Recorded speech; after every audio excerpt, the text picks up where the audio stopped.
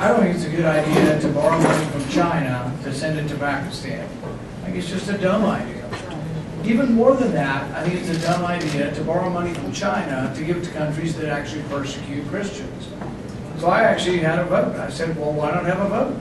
Nobody can tell me I shouldn't try, so I'm on the Foreign Relations Committee, and so I introduced an amendment to a bill that said that we shouldn't give any money to countries that put Christians to death for interfaith marriage, for conversion, or what they call blasphemy. So these are mostly Muslim nations that have decided that the death penalty for life imprisonment if you change your faith or if you marry somebody from another faith. And so I thought, well, God, who wouldn't be for that, you know? And I introduced the amendment, everybody voted the other way. Only one other person supported me. One, you don't have the money. We're having to borrow it from China to send it to these countries. But two, the insult of taking your money and then imprisoning Christians. And you say, oh, well, certainly that doesn't happen. Well, Asia Bibi is a woman who went to draw water from a well in Pakistan.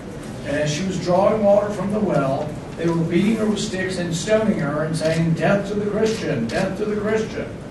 And at that point, she was worried for her life. The police arrived and she said, well, good, they're going to stop the people attacking me. The police arrested her because the other women in the village said, oh, she committed this crime of blasphemy. In our country, we don't have that. We don't have sort of hearsay. If you don't like somebody, you can accuse them of something, they go to prison. But for goodness sakes, why would we be giving money to countries that hate us?